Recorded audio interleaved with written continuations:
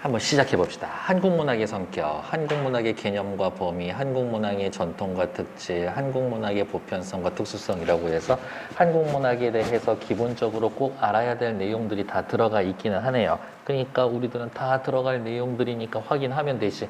198페이지. 한국문학은 한국문학의 정의네요. 밑줄. 한국인이 한국인의 사상과 감정을 한국어로 표현한 문학. 순식간에 나가지만 한국인이 한국인의 사상과 감정을 한국어로 표현한 문학을 한국문학이라고 이야기를 한다. 우리는 이 정의에 대해 좀 궁금해할 수 있어요. 한국어라고? 한국어 없었던 고대는 그럼 한국문학 아닌가? 한글 창제 이전, 한문으로 쓰여진 것들 어떻게 봐야 되나? 한국인의 고유한 사상과 감정, 그게 도대체 뭔데? 세계 속에 한국 문학이 차지하는 보편성과 특수성은 무엇인가 등등등. 야호! 걱정하지 말아요. 이 궁금증을 내가 해결해 줄게 라면서 책이 그냥 쓰여져 있는 거지. 밑에 나와 있는 것들은 뭐 배울 겁니다. 그러니까 한번 읽어보시면 되겠고, 다음 페이지 199쪽. 한국문학의 개념과 범위, 도대체 어디까지를 한국문학이라고 볼 거냐라고 하면 우리 방금 읽었었던 게 여기에 나와 있죠. 한국인이 한국인의 사상과 감정을 한국어로 표현한 문학. 요 위에 거가 초록색 네모라면 밑에 거는 빨간색 네모. 한국문학의 범위 미리 보고 갈게요. 입에서 입으로 전해지는 구비문학도 입에서 입으로 전해지는 구비문학도 한국문학이다. 대체로 문자 생활을 누릴 수 없었던 피지배계층을 중심으로 기록된 문학, 일단은 당연히 우리 글, 한글로 쓰여진 국문문학은 한국문학에 포함이 되겠죠. 한문문학도 우리 문학에 포함시켜야 한다. 왜? 한글 생기기 전에, 훈민정음 이전엔 어떻게 할 거야? 훈민정음 생긴 이후에는요, 그 쓰던 거 어떻게 갑자기 고쳐? 한자를 통해 한민족의 정서를 담아낸 한시, 한문소설 같은 것. 국문문학은 한글로 창작된 문학. 우리 조상님들이 만들어낸 우리 글은 한글밖에 없다라고 생각할 수 있겠지만, 향찰, 이두 같은 것들도 어쨌든 좀 빌려온 거기는 하지만 우리의 문자였었다. 뭐 이렇게 보고 있는 것 같아요. 옆에 나와 있는 것들 쭉쭉쭉. 네, 제가 왜 빨간색 네모 먼저 읽었냐? 여기 이렇게 나와 있는 이야기를 얘가 싹 다 정리해 놓은 거니까. 그러니까 빨간색은 좀 외워줘야 되지 않을까라고 생각해 봅니다. 됐나요? 다음 페이지. 정읍사라는 작품이 있는데 혹시 들어본 적 있어요? 엄청 유명한 노래거든요. 정읍은 뭘로 유명할까? 정읍사로 유명하겠죠. 죄송합니다. 이 작품은 오늘날까지 가사가 전해지는 유일한 백제가요. 그리고 하나가 더 쓸게요. 훈민정음. 한글로 전해지는 가장 오래된 작품. 한글로 전해지는 것들 중에서는 가장 오래되었다. 그러니까 뭐 최초, 최고 이런 것들은 좀 배울만 하지 않을까? 작자 미상이에요. 왜 그럴까? 평범한 사람이거든요. 근데 어떤 책에 보면 작자 미상이라는 말 대신에 어느 행상인의 안에 이렇게 쓰여져 있기도 합니다. 글을 몰랐을 거예요. 구비문학입니다. 한국문학의 개념과 범위를 생각하며 작품을 감상해 봅시다. 그러면 이렇게 생각해야지. 구비문학도 어디에 들어간다? 한국문학에 들어간다. 그 이야기를 하고 싶은 것 같아요. 남편이 행상을 다녀요. 행상 다닌다라는 거는 뭐예요? 집은 여기에 있지만 뭐 어디장 이렇게 5일마다 돌아다니면서, 그렇지? 잠깐 너무 피곤하면은 여기 가기 전에 잠깐 쉬었다 와서 하루 쉬었다가 그 다음날 또 이제 여기로 출장하고 뭐 가고 이런 거겠지. 그러니까 남편 얼굴을 길면 뭐 계속 돌면은 보는 대중이 없지. 근데 규칙적으로 집에 들어왔었던 것 같아. 근데 어느 날 남편이 안 와. 다음 장터에 갔나? 그 다음 내일에 오겠지? 내일도 안 와. 집에 며칠째 안 오고 있어. 아내는 어떻게 생각할까? 너무 걱정되겠죠? 이 시절에 막 산에 호랑이도 있고 산적들도 있고 그런데 너무너무 걱정이 되어서 집에 나와 산에 올라가서 하늘에 떠 있는 달을 보고 제발 우리 남편이 있는 곳을 환하게 비춰주세요. 그리고 남편, 지금 당신 등에 들고 있는 짐 다 내려놓고 와. 당신만 집에 오면 됩니다. 라고 이야기를 하고 있다라고요. 괜찮을까? 네. 밑에 해석을 먼저 볼게요. 달님이시여 높이 높이 돋으셔서 멀리 멀리 비춰주세요. 남편 당신은 시장에 가 계신가요? 진대 디딜까 두려워요. 어느 것이나 다 그냥 길에다 내려놓고요. 당신만 오면 됩니다. 내 님이 가는 그 길이 저물까 너무 두렵고 걱정됩니다. 남편 제발 돌아오세요. 라고요. 위에 원문을 보면요. 1에서부터 4까지는 달에게 남편의 안녕을 기원한다. 5에서 7 남편에게 나쁜 일이 생길까 염려한다.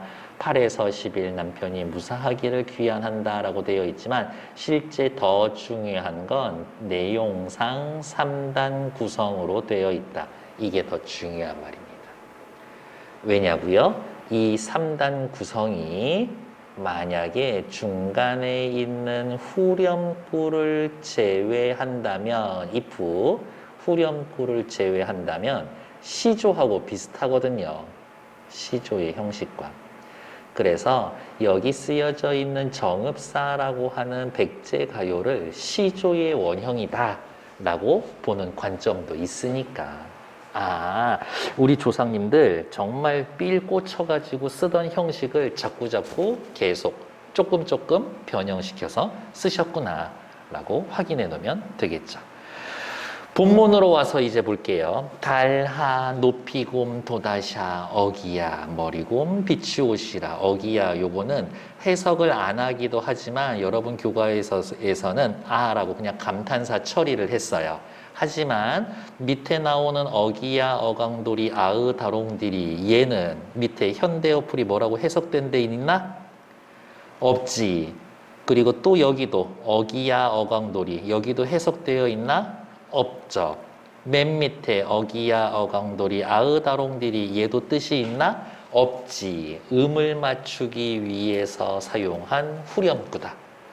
여음구다 라고 되어 있고 옆에다가 의미 없음 이렇게 하나 써 놓으시고요. 그냥 단순한 음악적 효과만 주고 있습니다 라고 확인해 놓을게요. 의미 없음, 음악적 효과만 주고 있다. 다시 본문 넘어갈게요. 달하. 지금 누구한테 소원 빌고 있어요? 달한테 빌죠. 기원의 대상, 천지신명. 왜? 달은 광명, 밝음을 의미하니까. 달한테 소원을 빌잖아요. 달 보고 소원 빈 적 있어요? 보통 언제야? 정월 대보름에 달 보면서 소원 빌지 않나? 그쵸. 있죠. 높이곰 도다샤 밑에 뭐라고 해석했어요? 높이라고 했죠. 그러면 이 곰이라는 애가 높이 앞에 말을 반복해 주는 거구나. 곰에다가 세모 위에다가 뭐라고 써놓을 거야? 강세의 접사. 강조해 주는 거예요. 앞에 말 2번 하시면 됩니다. 달아, 야, 임마, 너, 내 얘기, 야, 너, 맘먹어요? 밑에 해석 볼게요. 어떻게 해석됐어요? 달님이시여 라고 되어 있죠. 그러면 이 하는요, 누군가를 부르는 거야. 혹격조사. 반말로 불러요? 아니죠. 존칭의 혹격조사다. 요 정도만은 기억해 주자고. 달님이시여 높이 돋으셔서 해석해 주세요. 머리곰. 그렇지. 멀리 비춰주세요 라는 것이 바로 기원의 내용이고 이러한 기원을 하는 목적은 뭐다? 남편의 무사귀가 이게 목적이다. 저제녀려 신고요. 저제라는 단어 뜻은 시장이란 뜻이고요. 시장 다니는구나. 남편이 시장에서 청소하나? 아닐 거예요. 물건 팔 거예요. 남편이 행상이님을 짐작할 수 있게 해주는 시어, 저제. 남편, 당신은 시장에 가 계신가요? 옆에 물음표. 어기야, 증대랄 디데 올시에라. 중세국어에서요, 뭐뭇을 쉐라 라고 하면 뭐뭇일까 걱정입니다. 뭐뭇일까 두렵습니다. 이렇게 해석을 하시면 됩니다. 증대를 디딜까 두렵습니다. 어기야 어강돌이, 다롱돌이. 어느 것이나 놓으세요. 당신의 짐 그냥 길에다 버리고 오세요. 왜? 당신이 가지고 있는 이 짐보다 나한테는 당신 혹은 당신의 안전이 훨씬 중요하니까. 어기야, 또 감탄사. 내 가는데 점그랄쉐라. 내가 가는 곳이 저물까 두렵습니다예요. 자, 주의해야 될 거는 뭐냐면 요 내를 1번 시적 화자 아내인 나라고 해석을 해도 되겠고 2번 남편이라고 해석을 해도 되겠고 3번 나와 남편 모두를 포함한 말일 수도 있다. 당신이 없으면 내가 가는 길이 저물 텐데 그게 걱정입니다. 그럴듯하지. 당신이 왔다 갔다 하는 길이 저물까 두렵습니다. 걱정입니다. 그것도 그럴듯한데? 당신은 당신대로 문제 생기면 나도 혼자 못 살 텐데 당신과 나 모두 가는 길이 저물까 두렵습니다. 그것도 괜찮은데? 그래서 밑에서 셋째 줄에 있는 내, 나라는 말은 세 가지로 해석이 된다. 확인하시면 되겠고, 너무 쉬워서 확인할 건 없지만 그래도 하나 정도는 더 확인할게요. 달은 어때? 반짝반짝 빛나면서 밝죠? 어둡고 위험한 데 하나 있었는데 뭐 있었을까? 증대 있었지. 다른 남편을 안전하게 해줄 거지만 증대는 남편을 위험하게 할 거잖아요. 그러면 달, 동그라미, 증대, 세모, 둘이 서로 삿대질, 그리고 옆에다가 또 우리는 뭐라고 쓰면 된다? 대조라고 써놓으면 되겠네요. 대조. 됐을까?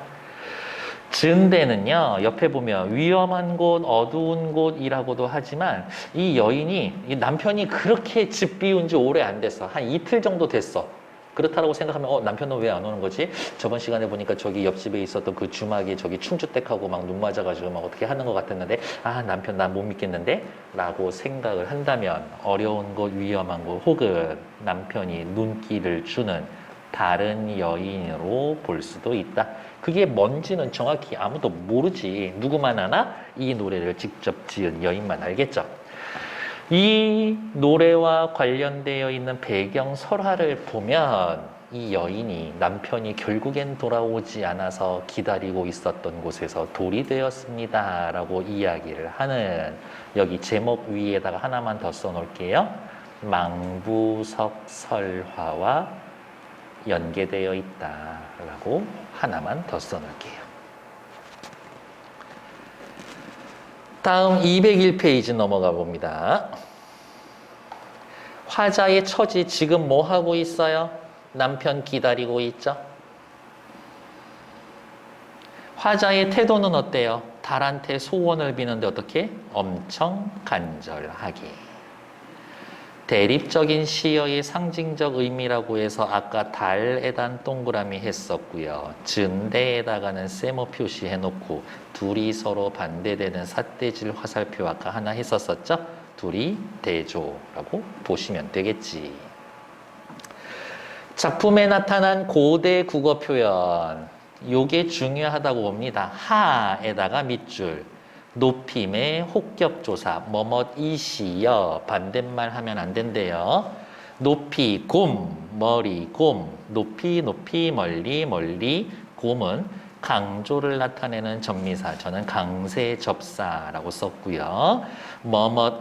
뭐뭇을쉐라, 을쉐라, 어떻게 해석한다고? 뭐뭇일까 두렵습니다 라고요.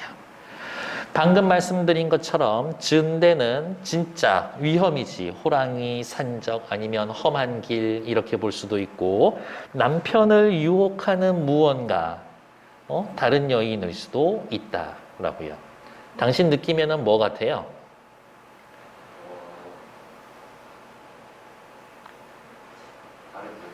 그래요? 저는 뭐 그냥 산적 정도로 보는데 뭐 다를 수 있지 뭐. 아까 뭐라 그랬어요? 배경설화 있다고 그랬죠? 배경설화. 정읍은 전주의 속현이다. 전주의 일부분이다. 정읍 사람이 행상을 나가서 오래도록 돌아오지 않자 그 처가 산 위에 올라가 남편 기다리며 남편이 밤길을 가다가 해를 잊지 않을까 두려워하여 진흙탕의 더러움에 붙여서 이 노래를 불렀다.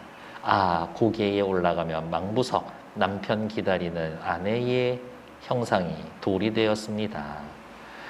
달은 어둠을 밝혀주는 광명의 존재, 안전을 지켜주는 존재, 그리고 밑에다가 하나만 더 쓸까요? 기원의 대상. 증대, 어두운 곳, 남편의 안전을 위협하는 곳 하나만 더 쓸까요? 남편 꼬시는 다른 여인. 더 할 말이 없어. 이 작품을 다음과 같이 나누었을 때 각 부분의 주요 내용을 한번 정리해 봅시다. 3단 구성했습니다. 라고 이야기를 하죠. 달한테 소원을 빌고요. 남편 걱정하고요. 제발 잘 돌아오세요. 라는 3단 구성. 내용상 어려운 거는 없죠. 참고 자료가 학년이 올라가고 학기가 진행되면서 중요할 거예요. 정읍사의 율격과 형태. 여음구와 후렴구를 제외하면 밑줄 다음과 같은 형식이 됩니다. 어머, 3행으로 구성이 된다. 네토막 분절되어 사음보 형식을 지니고 있다. 어머, 세 줄로 쓰여져 있고 사음보 아는 거 뭐 있어요? 시조라고 해줘. 세 줄로 쓰여져 있고 사음보로 되어 있는 거 아는 거 뭐 있어요? 시조라고 해줘요. 그냥 내가 물어보면 시조요. 그래? 자, 세 줄로 쓰여져 있고 한 줄을 네 덩어리로 끊어서 사음보로 나타나는 운문 뭐 아는 거 있어요? 그렇지. 시조. 시조의 네모. 시조 밑에다가 한 번만 더 쓸게요. 3장, 6구, 45자 내외의 글자 수는 3개, 4개 혹은 4개, 4개가 반복이 되는 3, 4조, 4, 4조에 한 줄을 네 덩어리로 끊어 있는다. 사음보 율격을 지니고 있는 정형시. 그래서 앞에서 이야기했잖아요. 후렴구 제외하면 시조하고 생긴 형태가 비슷하게 되어 있습니다. 아, 정읍사 시조의 원형일 수도 있다. 됐을까요? 다음 페이지 203쪽. 백제시대의 노래인 이 작품이 지금까지도 맥히는 이유는 뭐예요? 중간에 끊겼을 수도 있는데 지금까지 우리가 교과서에 쓰여져 있어. 나 징글징글하다야? 아니에요. 작품의 내용과 정서가 공감대를 형성해서 오랫동안 구비전승되었다. 이것이 한글로 기록되어 전해진 거다. 됐을까요? 밑에 정읍사와 비교해보고 한국 문학의 범주로 생각해 봅시다. 여기 이쪽 있죠? 오른쪽에 있는 게 원형이지. 그거를 왼쪽 이렇게 현대식구로 풀어놓은 거죠. 한 줄에 몇 글자? 7글자. 몇 줄로 쓰여져 있다? 4줄로 쓰여져 있다. 7글자씩 4줄로 쓰여져 있으면 얘를 칠언절구라고 이야기를 합니다. 안 써도 돼요. 왼쪽에 있으니까요. 한문으로 쓰여진 칠언절구 한시고요. 형태가 따박따박 정해져 있죠? 정형시. 정형시면 운율로 따지면 외형률인데 도대체 어떻게 운율을 물어봅니까? 외형률인데 어떻게 운율을 형성합니까? 라고 물어보면 글자 수를 맞춘다. 수율.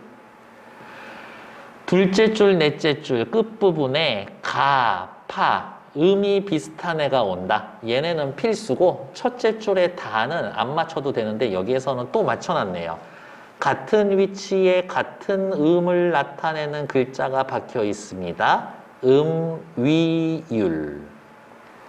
여기까지 해놓으면 추가적으로 할 수 있는 말 다 드렸네. 지금 보고 있는 정지상의 한시 제목이 뭐라고요? 무슨 뜻일까? 인, 사람, 님을, 송별회 할 때 송. 님을 보내며. 그래요? 옆에다 씁시다. 님을 보내며. 뭐 님을 보내다. 요 정도의 뜻이 있겠지. 당연히 그러니까 제목이 저런데 제재는 님과의 이별이고요. 주제는 이별의 슬픔이죠.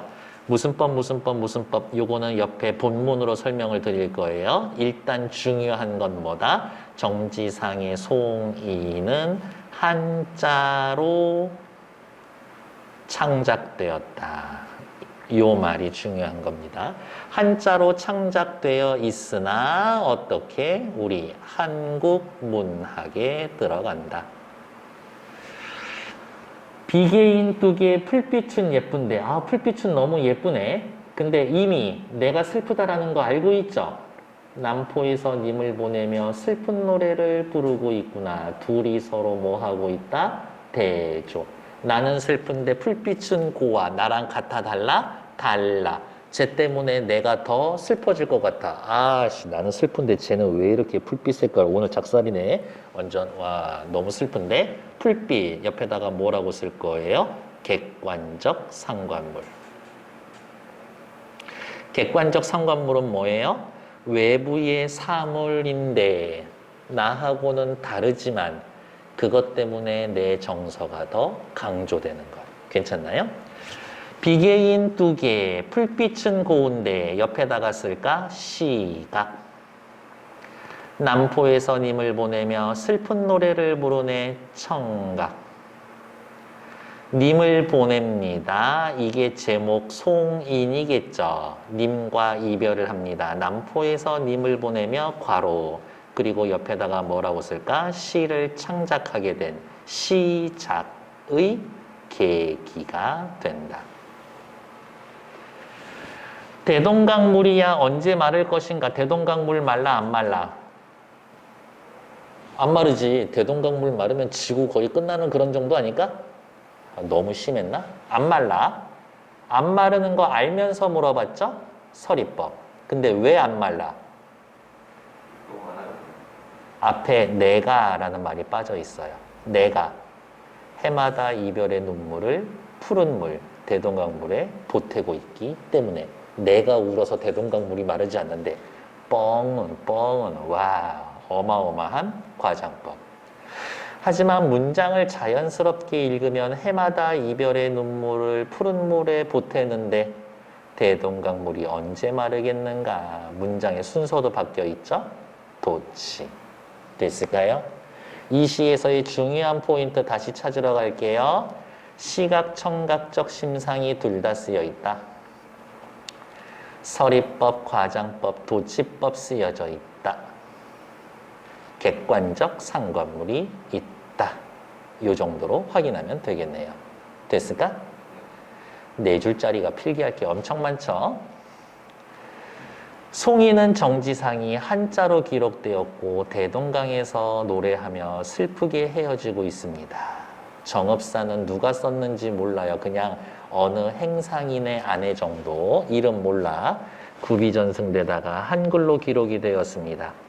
행상 나간 남편의 무사귀환을 비는 아내의 간절한 마음이 내용. 됐을까? 이거 한자로 썼지만 한국 문학이에요? 입에서 입으로 전해졌지만 한국 문학이에요? 네. 왜? 둘 다 작가가 한국인이고 한국인의 정서와 사상을 담고 있습니다. 한자로 기록되었지만 훈민정음 창제 이전의 한문 문학은 한국 문학에 포함시켜 줍니다. 훈민정음 창제 전이니까. 됐나요? 구비전승된 것도 한국 문학에 포함해 준다. 다음 204페이지. 다음과 같이 한국 문학에 포함될 수 있을지 없을지, 한국 문학의 범주를 어디까지로 정해야 하는지 모든 별로 논의해보자인데 뭐 이렇게 콕 찍어서 답이 있는 거는 아니에요. 밑에 예시 답안을 살펴보면서 볼게요. 재외동포가 미국에서 영어로 썼다. 한국 문학일까 아닐까? 한국 문학일 수도 있대. 우리나라 사람이 우리나라에서 외국 문학으로 쓴 것, 한국 문학일까 아닐까?